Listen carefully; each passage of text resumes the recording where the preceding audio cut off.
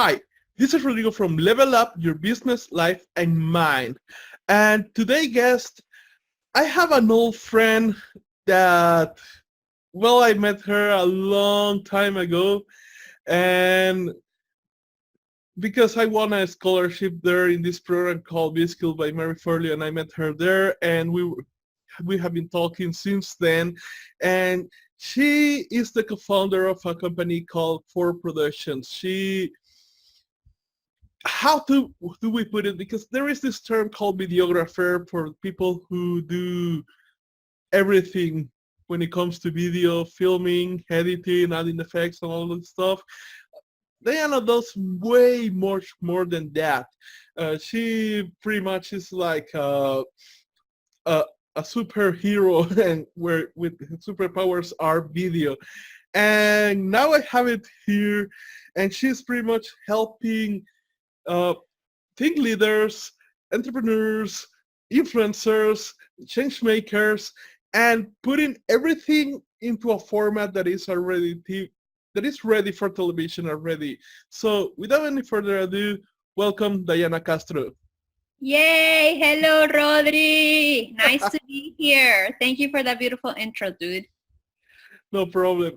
So for those who are first hearing about you, can you tell me a little bit of, can you give us a little bit of history? How did you started into, well, how did you choose video? How did you start in entrepreneurship?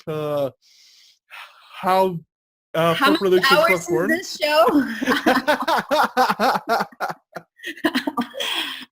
So from the get-go, ever since I was a little girl, I was fascinated by everything that had to do with TV and the cameras. And I mean, my dad told me, hells no, you're not going to be an actor. And I was like, what? And then he's like, no, you're not going to be an actor. Actresses are kissing all the boys and you're not that kind of girl. So my heart was like into like billions of little pieces. And then I was like, okay. So I started noticing that when I was watching movies, I was way more interested in how they were made. Like I could care less about the movie. I just wanted to watch the behind the scenes.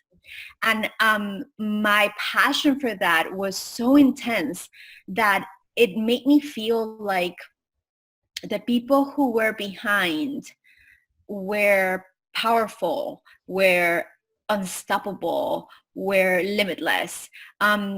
Because it dawned on me that whoever was creating that was creating everything from nothing. And that like really fascinated me. Crazy. I grew up and then I just started leaning towards video and how to get into the scene. And what ended up happening is that I started working for free at films. Just like I'll take coffee, like whatever. I just want to be there. And that's how everything started. I discovered that everything that I was doing at work, when I was working, at that time I left high school, I was being an administrative assistant for big companies. And I just discovered that everything that I was doing logistically and learning how to put things together for my boss was completely translatable to production. But in a world where everything was magical and, you know, you could make really awesome stuff happen. So I was like, okay, so let me try it out. And I started working. I actually started doing videos at that time for my church. And that grew into creating a business with someone at that time. And it was like an innate thing for me where I started working and doing films and doing commercials.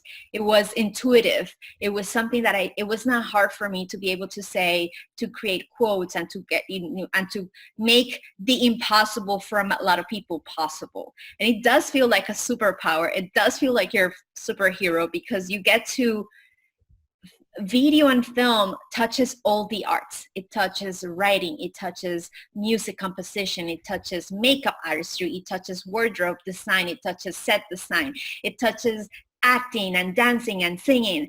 And can you tell that I'm just really excited about what I do?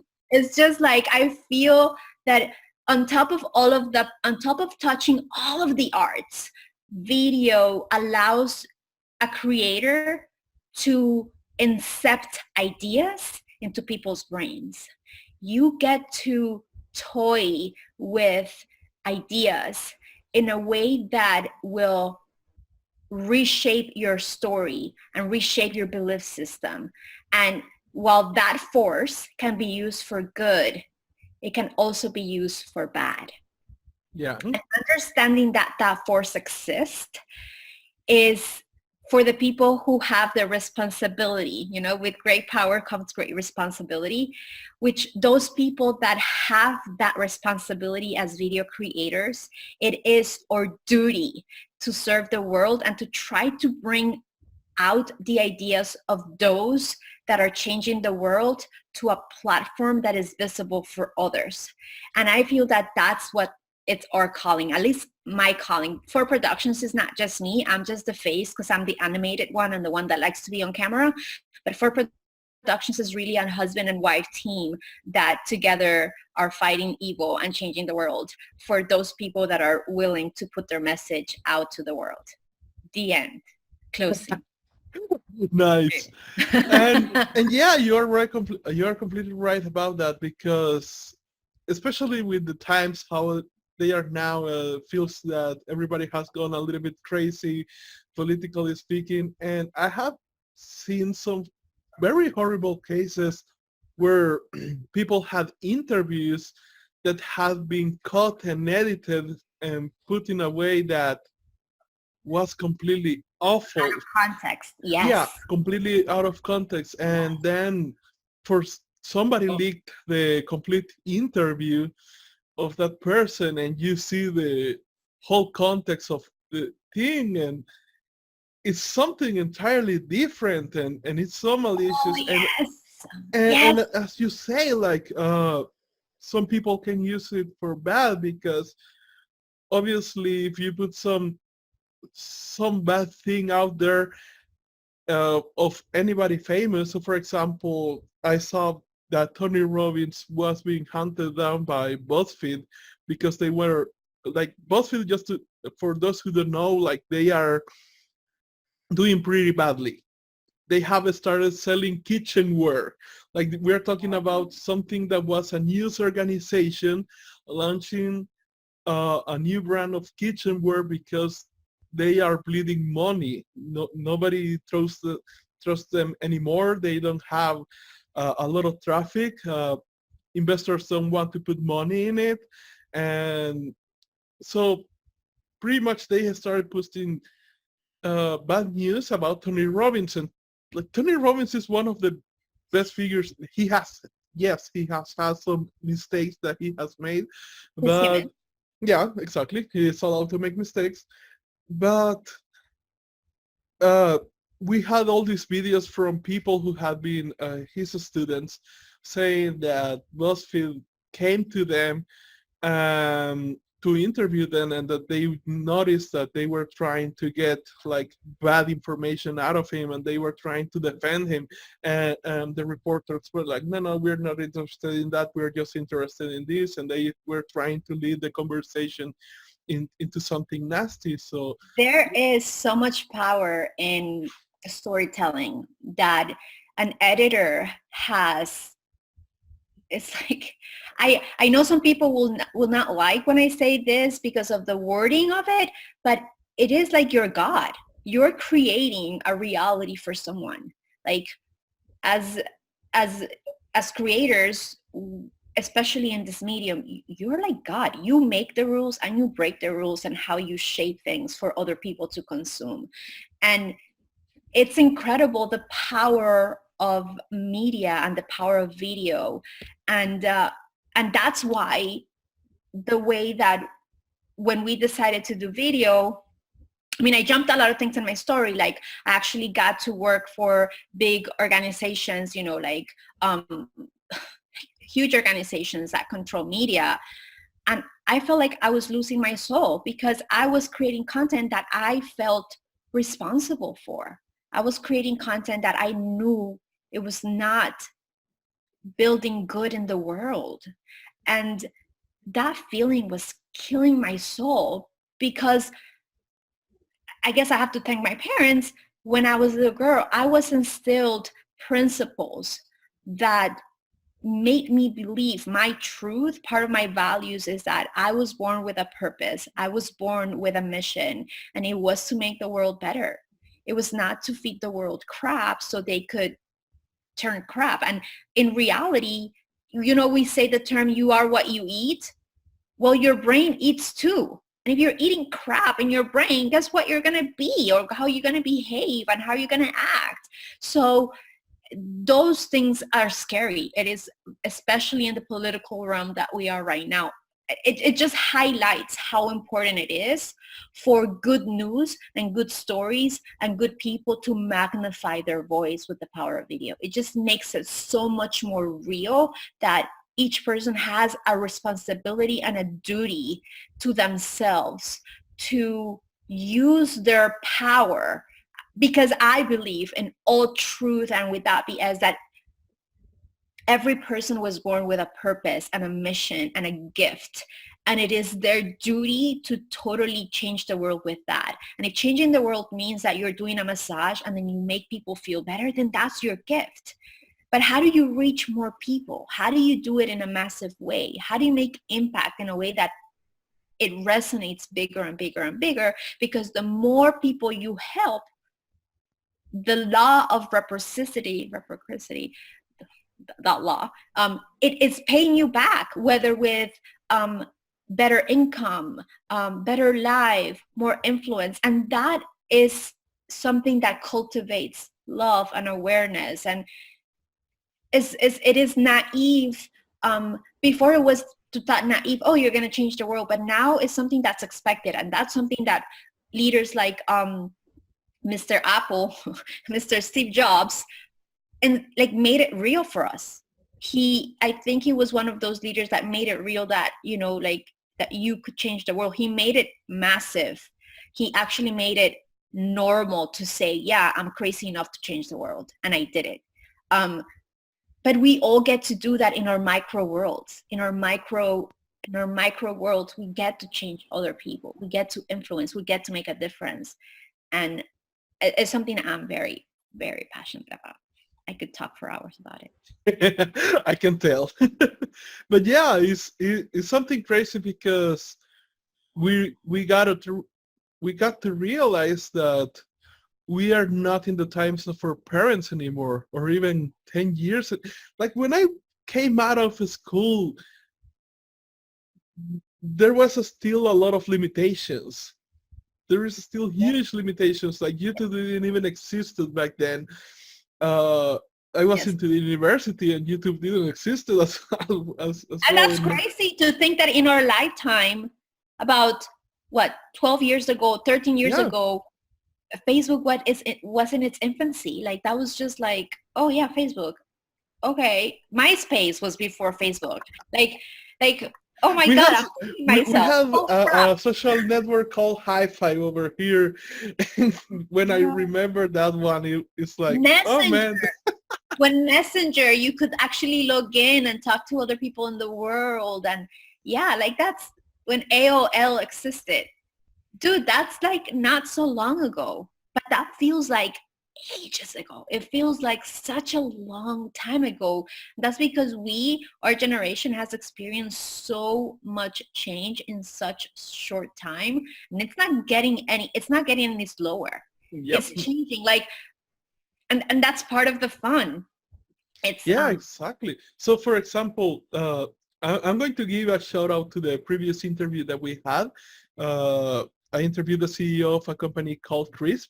Now, I am in my house. I was able to create this set, get this microphone finally, and start getting serious about doing this type of stuff. But the reason why I wasn't able to do it before was because around my house there is a lot of noise.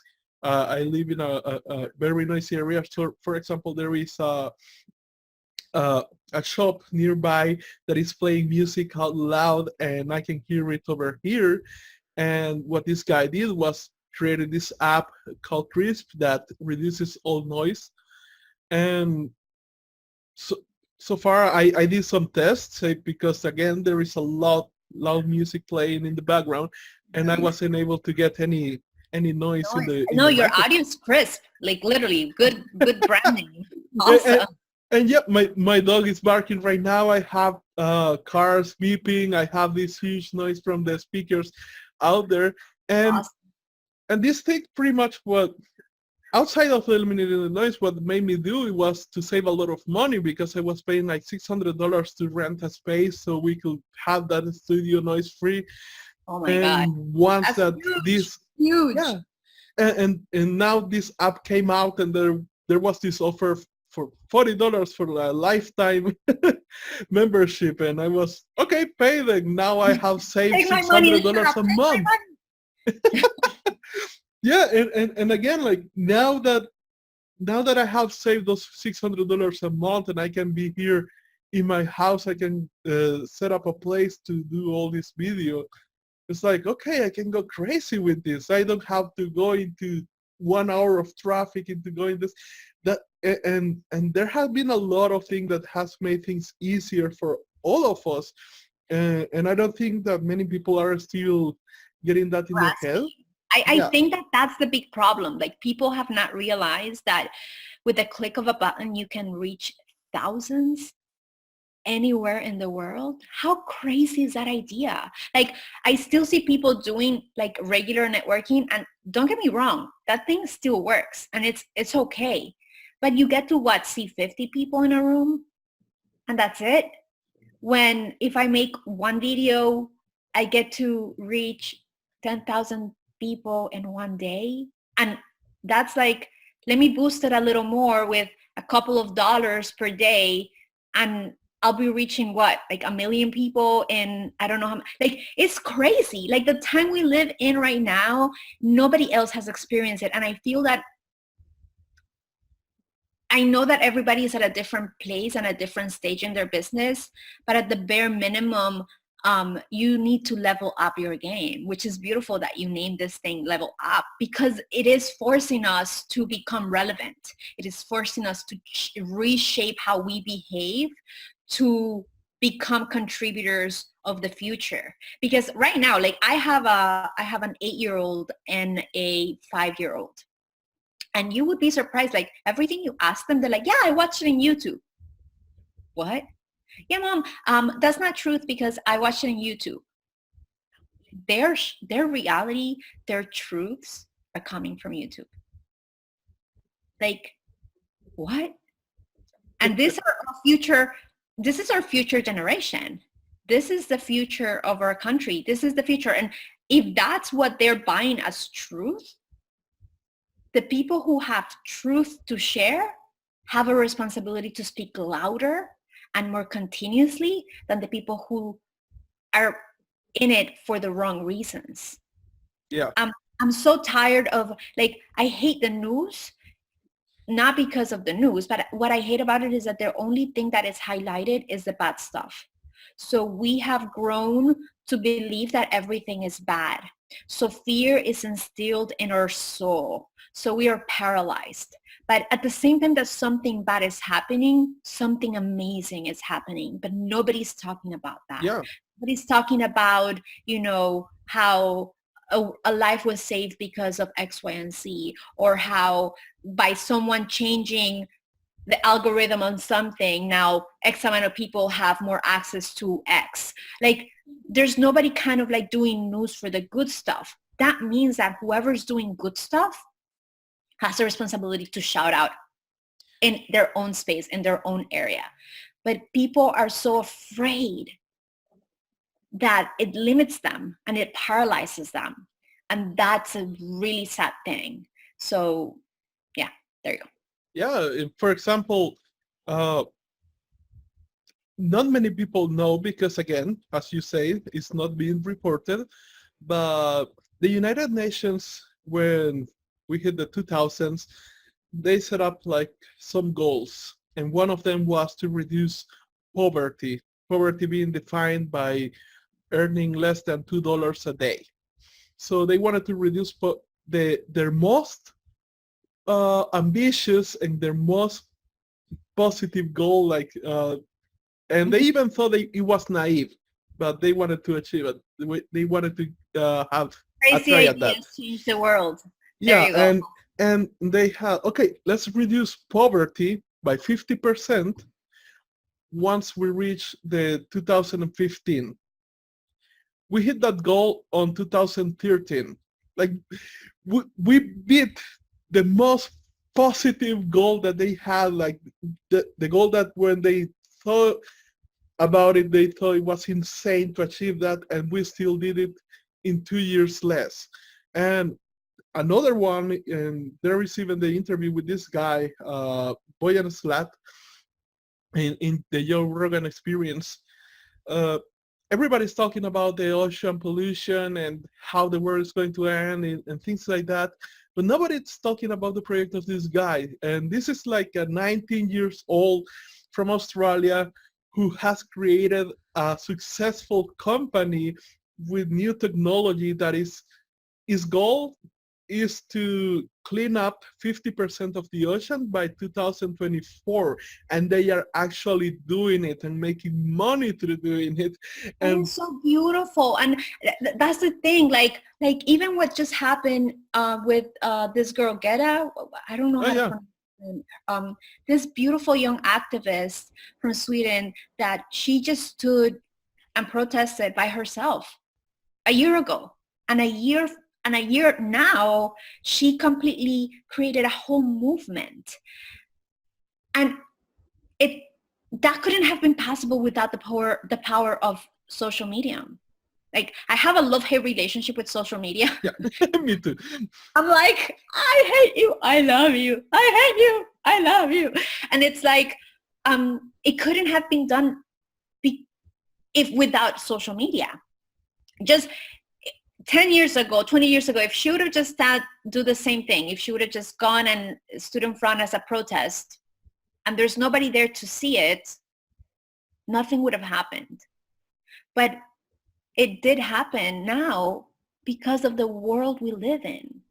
And it is that power of idea, that power of an insane idea. Oh, I'm just going to stand out here and I'm protesting and I'm a lonely child. That who's going to listen to a child? You know, but I'm doing it anyways. Nowadays, that kind of behavior that defines the truth, that defines possibility, it's so possible today. And that is amazing. That is something that, because we're so used to our old norms, we don't embrace the new possible. And that is something that I'm passionate about making awareness of. And I mean, my superpower is video. So that's the vehicle that I'm using, the vehicle of inspiring and giving people permission for them to believe that their power, their gift in the world is worthy of people knowing about it. Because most of the time people don't even think that, oh, but there's so many people doing the same thing that I do. And there's just so much like, I'm not good enough shit already that like, it's just, I'm like, but they're not you. They're not you. And you bring certain value to this people. Anyways. But yeah, again, like I think that one of the main problems is that people have not changed their mindset about what is possible. I have a friend who is living in San Francisco for now quite some time, I think more than 10 years. And because he's in the heart of all this bad news and all these things happening, and he has believed that the things from the news, and he's like, oh, everything is bad. And again, he's from Salvador. He's the same as me, and he's saying like he has so much. He's always having so much problem with money and finding jobs and things like that.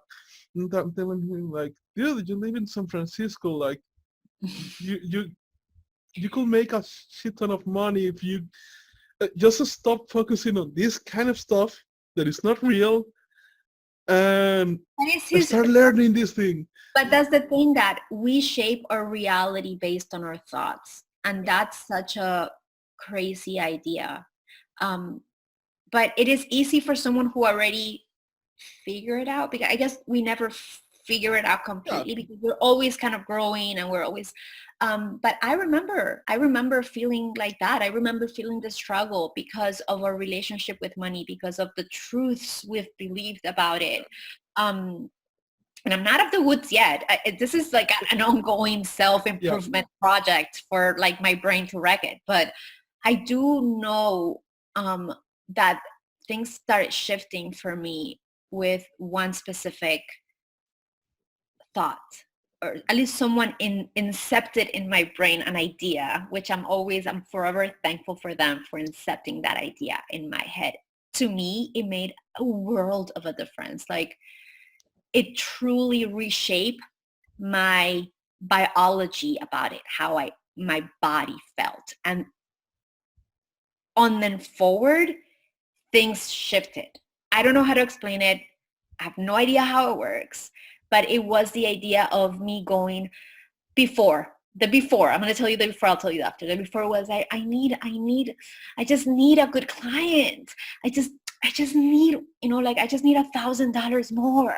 I need to get this done fast. And I was coming from this needy place. I was just like, and it was true. Like, I needed that. It was truth. I was not lying to myself. But in my body, the way it felt, it was coming from lack. It was coming from a place of there's not enough.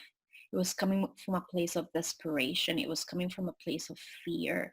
And my body physiologically felt it.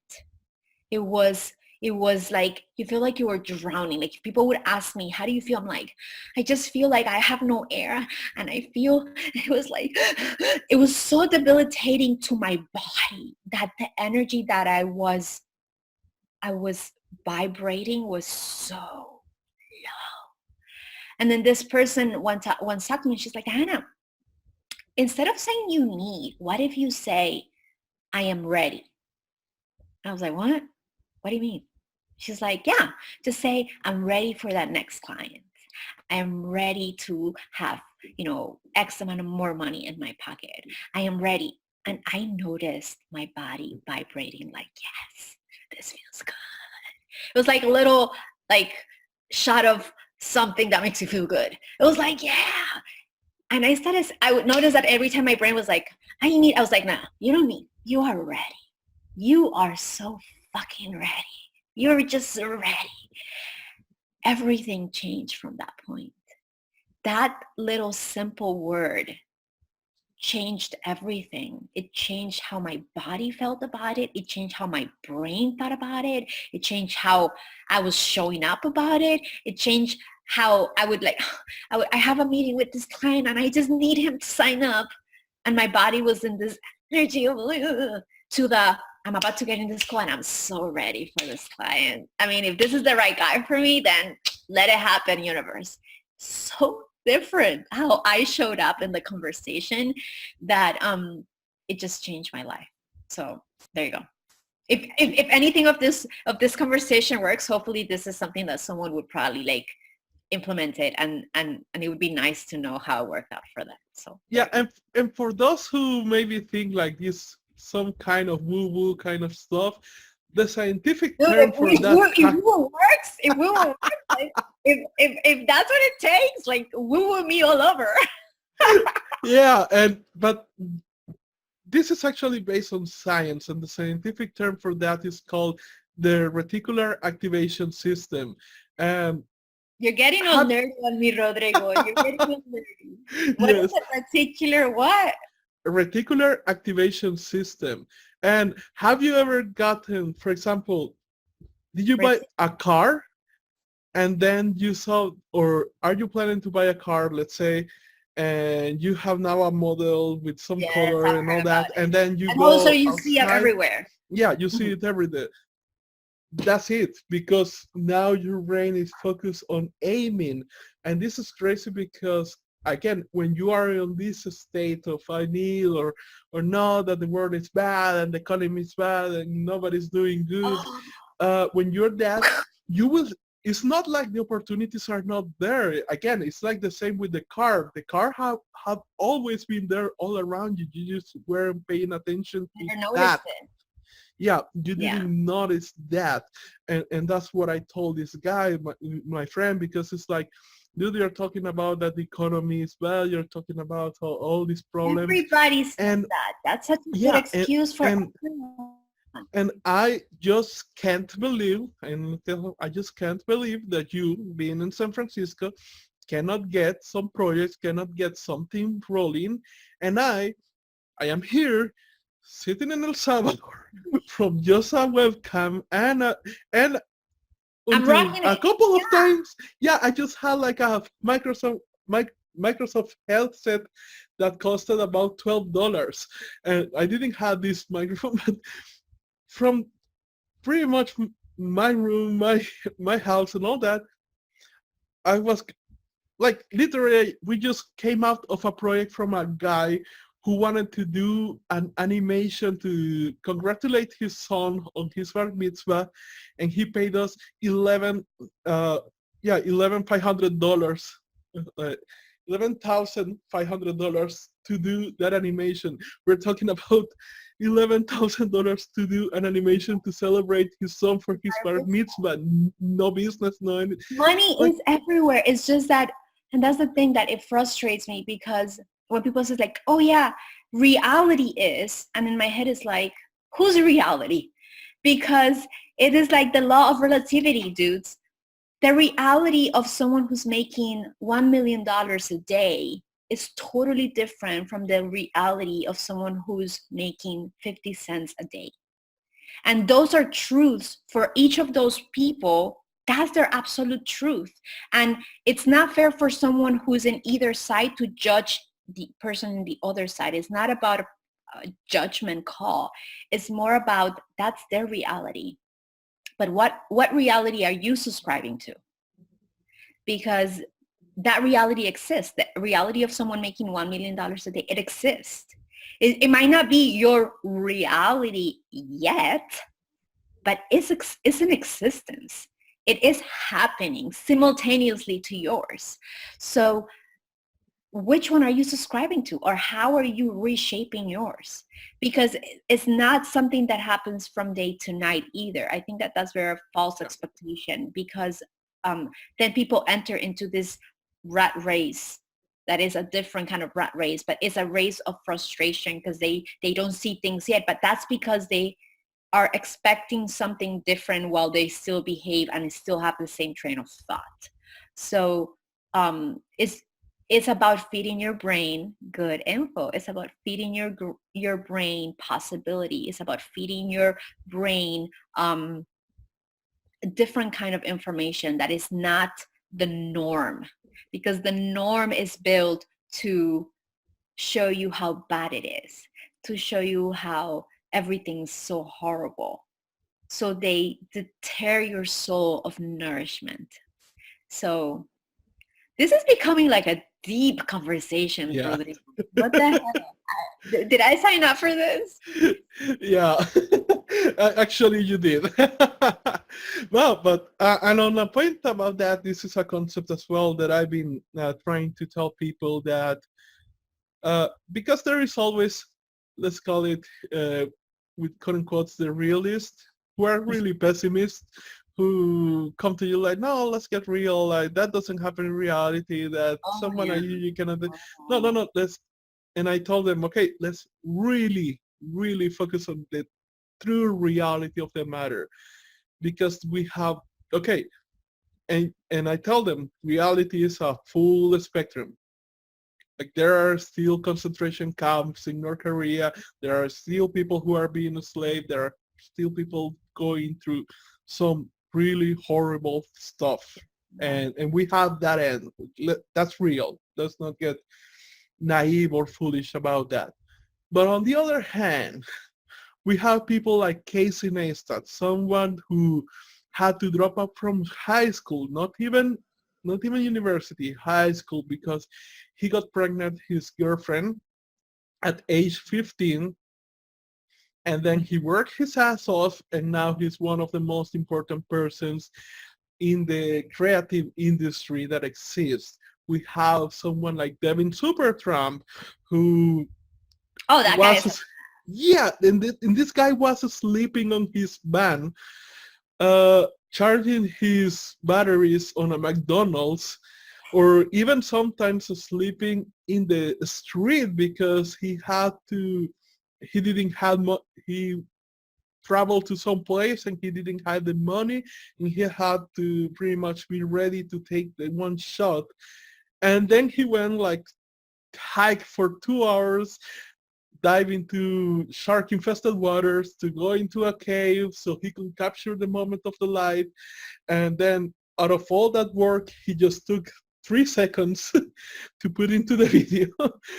But now the guy is a monster in video. Those are the stories that like get me on a high, because for me, that specific story, it's about video. It's about how video changed his life. Casey Neistat as well, like the power of influence, the power of it's just combining like superpowers, the power of an idea, the power of your gift in the world, the power of visibility, the power of influence, all wrap that together to give you like a big bow of an amazing story. And that's something that it fascinates me. It really fascinates me. It makes me feel that there's so much potential. It makes me feel like part of the things that also like turn me on like madly about video is the opportunity of meeting so many different superheroes in the world. The opportunity of touching so many lives, of being part of their story, because believe it or not, every time we get to work with someone, I become part of their story, even though I'm not the protagonist, even though I'm not part of, of anything that has to be within their world. My husband and I, get to shape their story, get to give it a light, get to massage it in a way that it makes sense for others to understand. And that is like, I don't know, it's such a beautiful process. That's why we're not currently doing, like, we stopped doing commercials for Honda and for Ford and for the big brands, because while that is awesome for people to see, oh, you just did a commercial for Ford, how amazing. Yeah, but the process is not as rewarding as actually talking to the owner of the business and creating something for the heart and soul of that business. In the big companies, you just feel like a dot in a big machine, and you're replaceable and you're exchangeable and you're just meaningless. When you work with the actual owner of the business, and I think it happens to you too, because you actually get to work directly with the business owners. You get to work with the creative head that is creating something. We are the creative head for those entrepreneurs. So we actually get access to the source of wisdom in their specific field. It's just so amazing how much we get to learn and how many different people we get to meet. It's just, I don't know. But yeah, as you say, it is a massive responsibility as well, because I don't know if you remember, but I used to have an interview show some couple of years ago, and I was doing a blogging in YouTube. Yes. About, I was starting to notice that there were a couple of guys who followed my advice and they tried to do something, and then they did it badly and got, let's not say, not favorable results. And I started seeing that, and I thought, well, this guy did this badly, but I see that he understood it badly. And I took it as I am not, once I had like the third guy doing something like that, it was like, okay, this is not a coincidence. I am not communicating myself effectively, or either that, or I don't have the experience to actually put it out there. And I was kind of working from the model of sharing my process and experience and all that, but I didn't like that because, again, as you say, like there is a responsibility to actually make things better. So I didn't find that it was worth it to put up my, let's say, my journey out there, what I was still doing it, if that is was going to cause that some people made some bad decisions and had some bad results over that. So I pretty much stopped that for a moment and then went hardly into my business. And again, like, so we are in the creative end, so I saw this pyramid of the Maslow hierarchy of needs, and creativity is like at the top once all your needs are met, which explains why, let's say, on an economic crisis, the first thing to go are the creative stuff, because when people are like worried about how they're going to make money, they are not investing as much in creative endeavors. And I then saw the principles of Ray Dalio, who says like, okay, there is an economic crisis coming every 7 to 8 years, and I thought, okay, let's put these things together and let's build a solid foundation that can withstand an economic crisis, because I don't want to be looking for a job when that happens. And I did, and I spent the last 3 years trying to find the principles and the strategies and things that will work in, let's say, in a situation of absolute hell. And I even tested that, like in the last year, I put on pause everything for 3 times and then run it back again. And I was able to get every time a client in less than 3 weeks. So I thought, okay, I have a solid method and I have something solid that can withstand the trials, let's say, that are going to come. Now let's talk about it. Because now I have a deeper understanding of, again, the side of you're coming from reality. a different place. Yeah, you're coming Yeah. from a different place. Yeah, and that makes a world of a difference. But because when we go through moments of not having so much fun, it is just preparing us for what is going to happen. And it's a lot of people, once those things happen, they run away because they don't want to experience that pain. It is only the people who sustain, who actually hold their flag in the same place, even though it gets tough.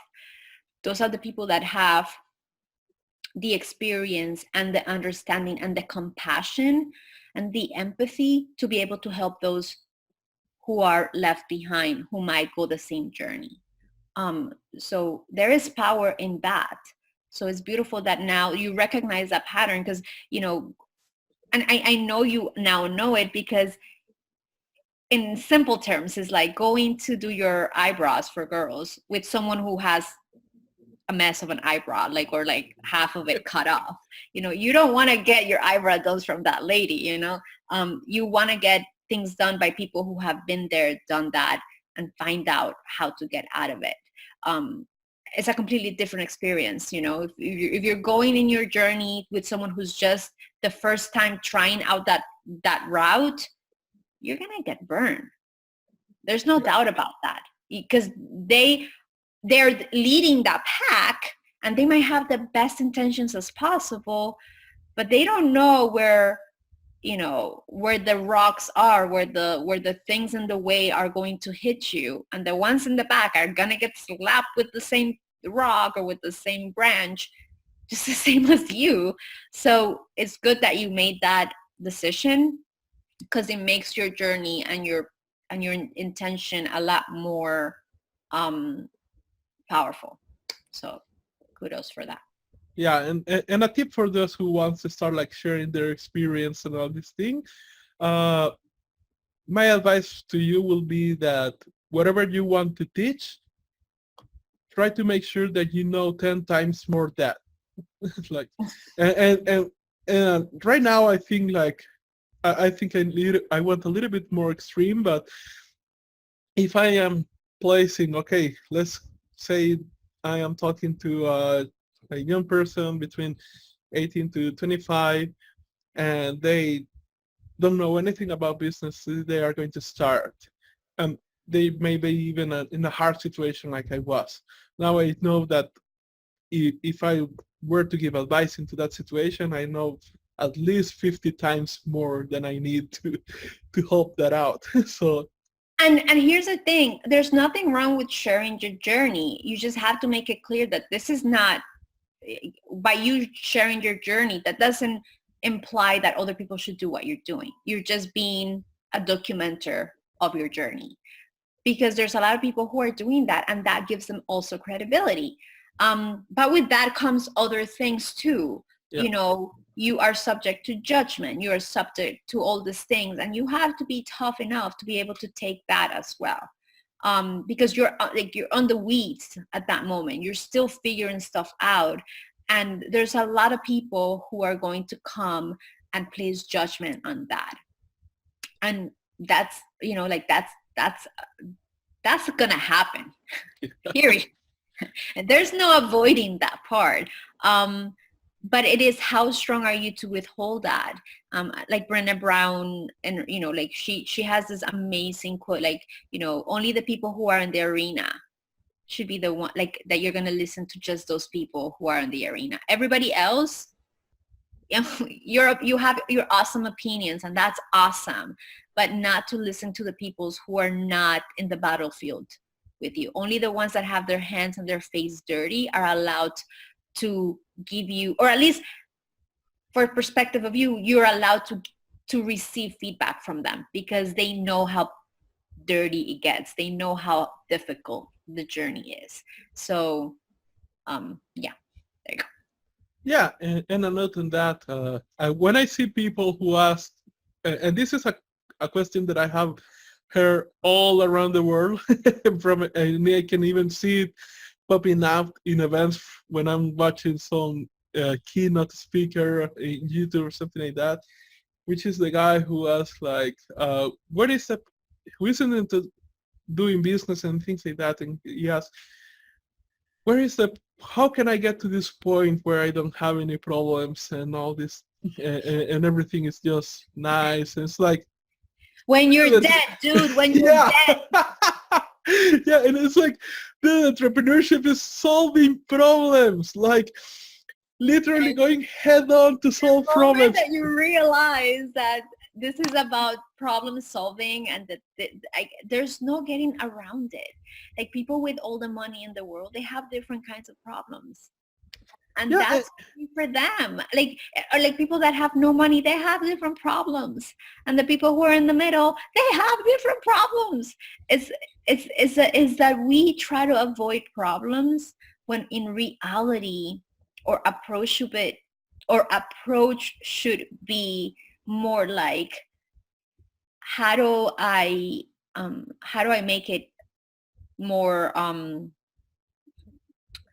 it's not about avoiding the problem. It's about how am I going to solve this, or how am I going to use this to my advantage? How can this help me become a better person? What can I learn from this? Because that changes your physiological response to things. As a producer, my life is problems.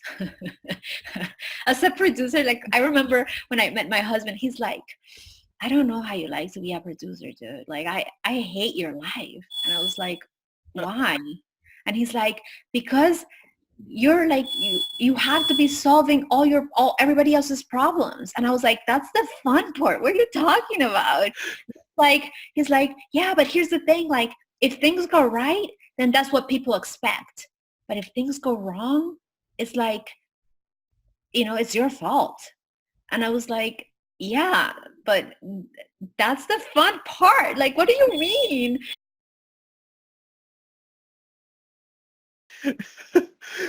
but yeah, and the thing is that, for the bigger the problem you solve, the more you get paid.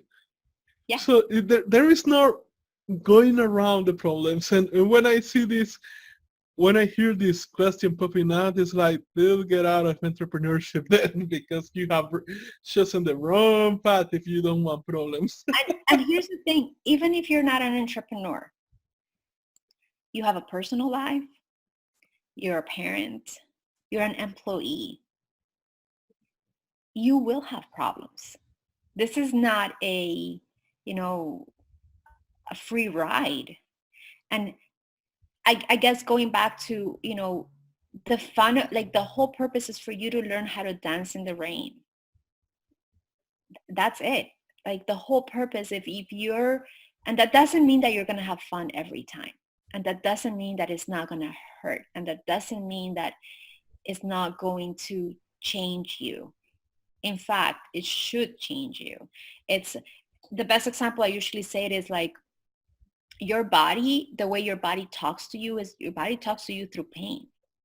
If your stomach hurts once in a blue moon, I mean, maybe you ate the wrong thing and you have indigestion or something.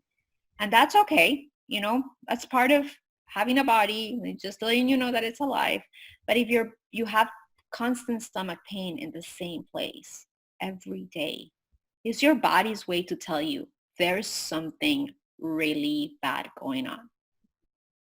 Pay attention.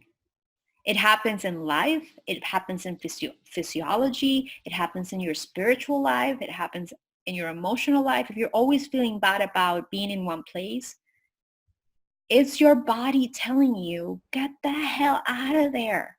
But people are so afraid of change. They're so afraid of the unknown that they would rather keep feeling that pain until that breaks you in a way that maybe it's not repairable.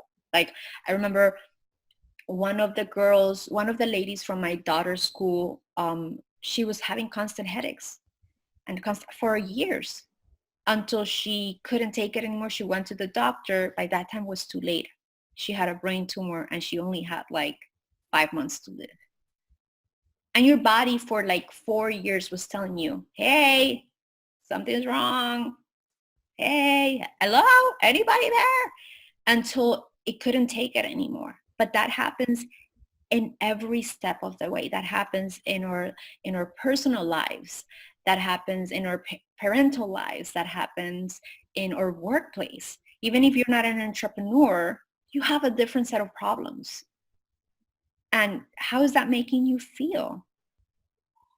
Are you listening to the signs, or are you waiting for, you've been working in the same place for 20 years and all of a sudden they fire you and now you're completely obsolete and now you're out of the scene and now it was forcibly thrown at you, and at that time now you're sick, now you're old, now you don't know how to learn.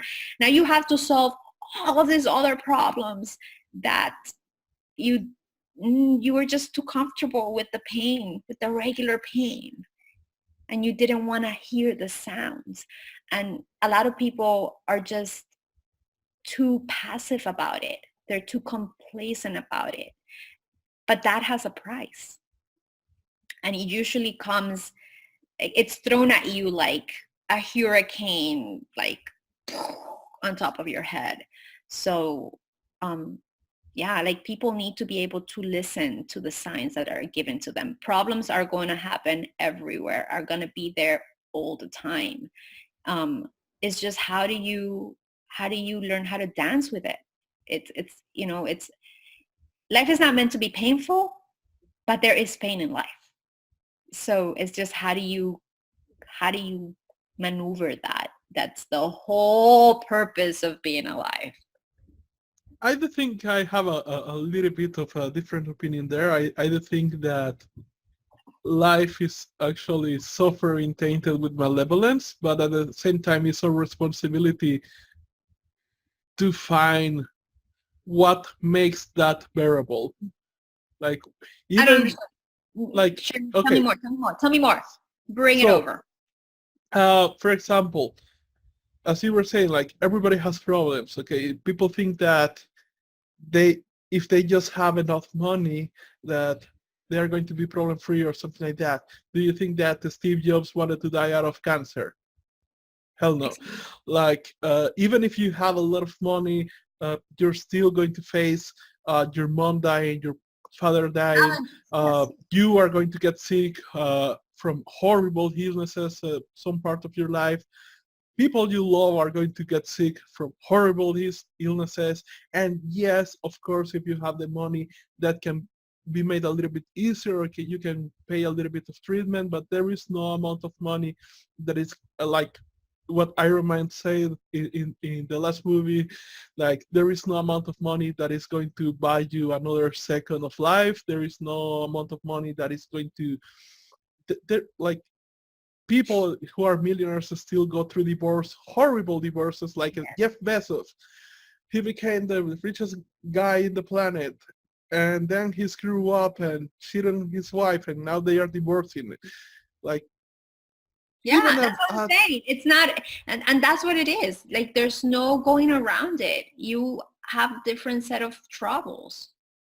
Yeah, and so I do think that life, in many ways, it is painful. Life is suffering, and on top of that, you have bad people again, like somebody in media, they just made a hit piece on you, editing things out and going after your neck just because they want some ratings, because they want more visitors.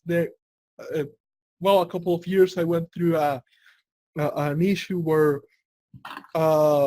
my sister pretty much messed up and got into the site of a kidnappers gang and had to get a lot of guns and things like that. And we were in a very tense situation for months until they finally got caught. But the thing, so the element of you getting cancer, of loved ones dying, things like that, that is the element of suffering from my point of view.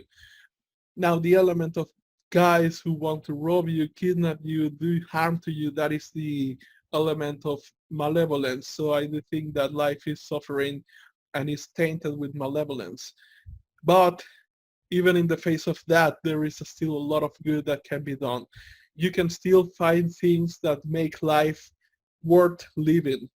Yeah, but here's the thing. I have a different view in the sense I don't feel that life is suffering. I feel like life has suffering. Yeah. And with taintedness of malevolence, I can take that. I like that. I feel like the best way I can explain it was something that I read in a book, Outwitting the Devil by Napoleon Hill. It was an amazing read when he explains that everything in the universe has balance. And for every, and even at a cellular level, like for the cell to exist, it has to have a proton, a neutron, and what is it? Un proton, un neutron, y un negativo. An electron. And in order for there to be balance, there needs to be a positive and a negative. And that balances out. That's how life at its core, it's built.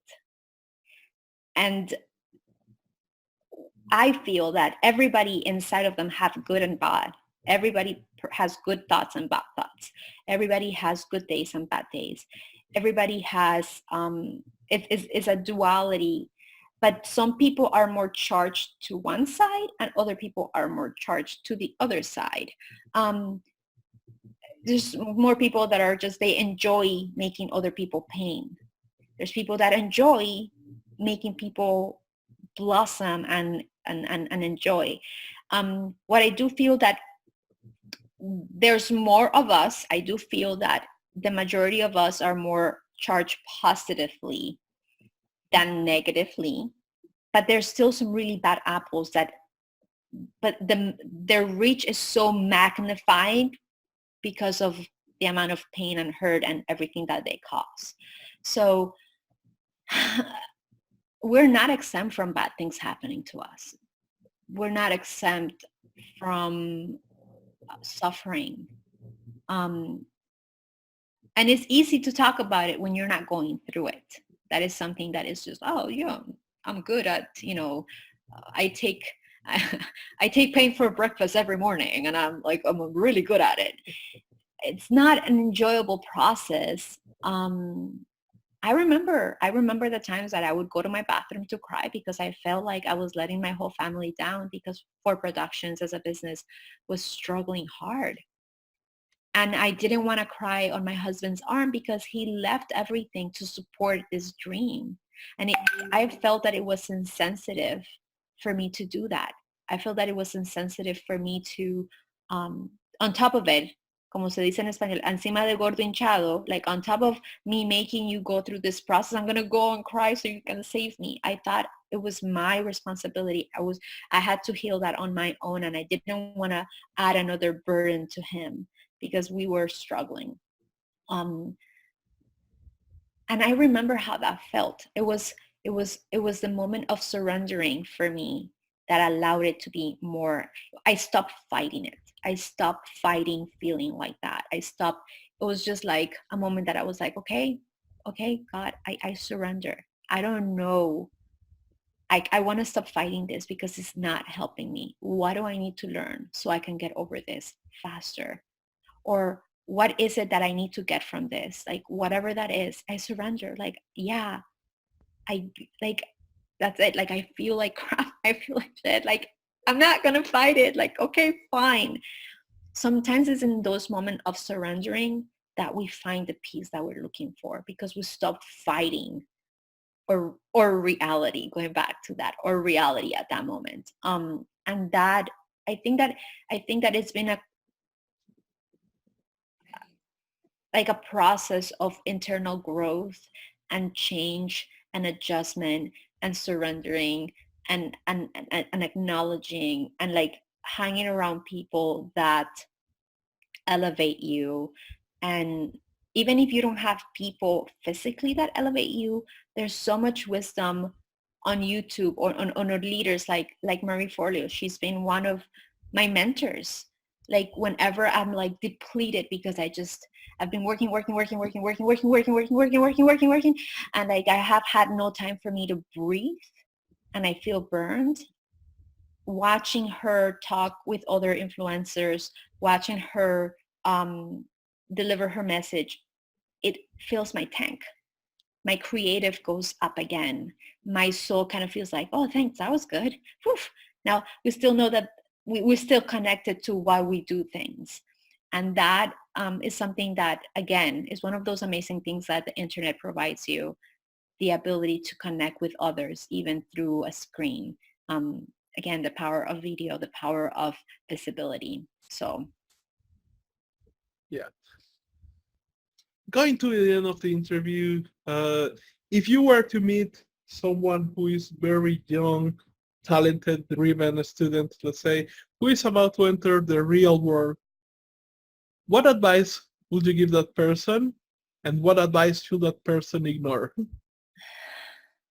Okay, is this about like someone who's going to someone who is trying to do something similar to what you have done? Oh, to me. Okay, Yeah. good. That makes it simplifies it a lot. Okay, so here's my 2 cents on film school. Don't do it. And I'll tell you why. I'm going to tell, there's logic to my madness. So if you are someone who's thinking about going on a career for film or video, you can take 2 routes. You can start going to the university, and in 4 years, you'll get out your bachelor's and you get out. Or you start working you start interning with a production company, and in 4 years, work yourself up. Here's the difference. The person who goes to the university in 4 years is going to be like $90,000 in debt or so. And it's going to have to start right here. And the person who started at the same time to intern and start meeting people and started building work ethic and started learning from the ones who are actually on the field, working their butts off, after the 4 years, it's not going to have debt. And it's probably going to be already doing what this other guy here thought was going to be doing here, with all the knowledge, with all the, with hands-on experience on real life situations, knowing all the contacts in the industry that are going to allow the person to build everything. Because in the creative world, nobody's going to ask you for your university thing, for your grades. They're going to ask you for your portfolio. And the portfolio of this guy who decided to work for free for a couple of years is going to be extensive, bigger than the guy who's here who just has schoolwork. So if you're going to be in the creative world, sign up to linda.com and take your freaking courses there and just be disciplined and, learn there and be hanging around with the people that are doing what they need to be doing, like that are already doing what you want to do. Because the other thing is that a lot of people go into it and then they realize that that's not for them. Why would you do that after you've paid $90,000? Like, that's insane. Shadow, go work for free for a couple of years. Don't work for free forever, because you need to make and you need to start charging after a certain amount of knowledge or level. So, but if you're going to be an accountant, or you're going to be in law, or if you're going to be an engineer, please go to school. Yeah. That's some parents are like, don't tell my child don't go to school. Like, relax. Is your son going to be a surgeon? Yeah, he should go to school. If he's going to be in the creative industry, like, save yourself some time, money, pain, and like, just listen to me. Listen to me. There you go. Yeah, I feel exactly the same. I have interviewed many of the top creative people in the animation illustration industry. The college title is completely unnecessary, but that being said, and this is something that obsolete. I say, it's obsolete in the world that we're in. In the world that we're in, you just need to know that the person knows how to work the thing and has good portfolio and like has good work ethic. So yeah.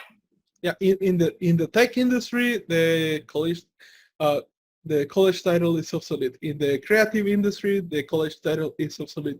If you want to be an entrepreneur and build your own business, university is not going to help you at all on that. But that being said, take the B-School challenge. Take the B-School thing. It'll probably help you a lot better. Yeah, definitely.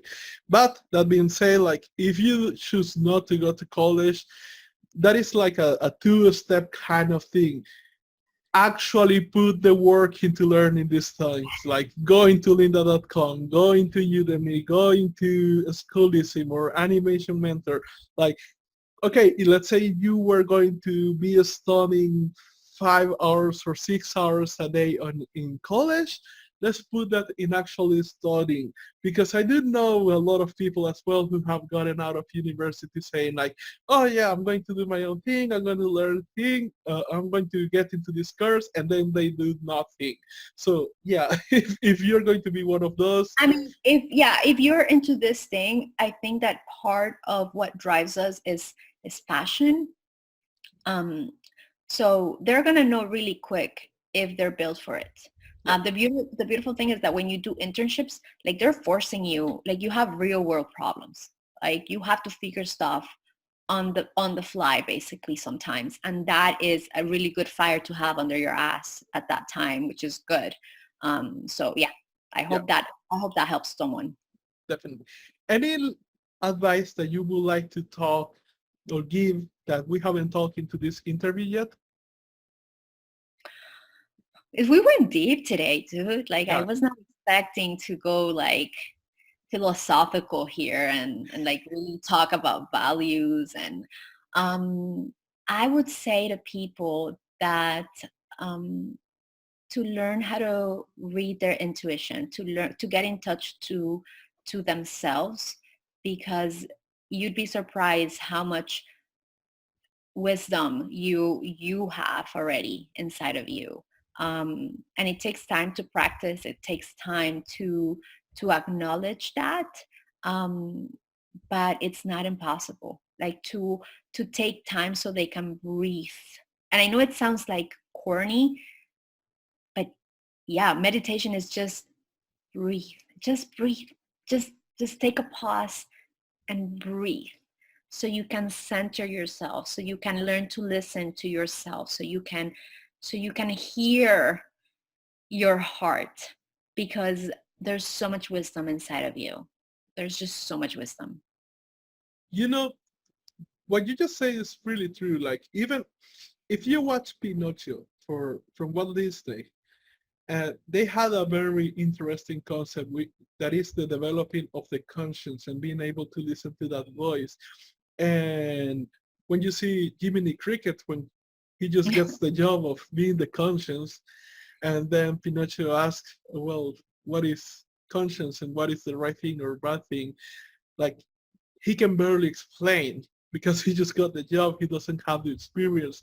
But as the films go by, the guy starts developing himself, starting to get a little bit stronger, a little bit more firm, a little bit more clear in how to explain. So he had to develop his own voice as well. And as you say, it takes practice. So lastly, if people want to find you online, where would be the best place to do so? Oh, awesome. Yes. If people would want to find us online, they would have to go to forproductions.com, and that is FOR productions with an S.com. And that's basically where they can find us. We currently have specific program for people who want to create consistent content online effortlessly and with intention and clarity and purpose, and a complete plan from idea creation to distribution, and that they can check us out there. It's forproductions.com/workshops. That's kind of like our signature thing that we're doing. And that's pretty much it. Awesome. Oh, obviously all social media platforms for productions. Obviously. Hello. I will put all the links into the website post so that people can find you, and also the link to your podcast so they can see the show that you have been building, because it is amazing. I highly recommend that you go and watch our interview show. Yes, Leaders with a Mission. It's where we pour our soul. It is not something we charge. It's kind of like what you're doing right now. We do it because we feel that we want to give a platform for leaders to get connected with people in a human level. And that's something that I'm very passionate about. Awesome. So thanks a lot for taking your time, being here, sharing your experience and your knowledge. I really appreciate it, Anna. Thank you. I see you, and thank you for doing what you're doing. Thank you for reshaping reality for people in your community that feel that things are unattainable, for people that feel that we're crazy, because hell yeah, we're crazy. And that's not an insult. That's actually such a really amazing compliment. In the world that we live in, if you're not crazy, like, then you've lost your way, literally. Like, I know it just came to me. I was like, if you're not crazy to live in this world, then what the hell are you doing here? This is for the crazies. So if you're normal, like you bad place. Actually, that's true. Like the people who are most successful that I have met, like, they're really weird. I tell my girls, like, now you discover when girls are in school, like when your kids are in school, that kids are so mean. And like, they'll be like, you're weird. And I'll be like, they told you you're weird? That's such an awesome compliment. And my daughter's like, what? I'm like, I'm weird. Oh my God, that's so amazing, Sophia. And she's like, so weird is good? Yeah, you don't want to be normal. Normal is boring. She's like, oh, cool. So I'm cool, Mom. I'm like, baby, it's all about perspective. It's all about perspective. Definitely through that. Well, it has been an amazing session. As you say, we went really deep. We had a set of questions that we didn't really touch, because I think that the topics we just talked about were deep enough. Yeah. Like, we're deep enough. Awesome. Thank you. Thank you, Rodrigo, for this amazing opportunity. And I'm ecstatic to be part of this, to touch your community, and do it. Let's keep changing the world one video at a time. Definitely. So if you have liked this interview, please click the like button. And if you're listening into our podcast, please click the subscribe button, or in YouTube, click the subscribe button and the notification icon. It will help us a lot. Until next time. Adios.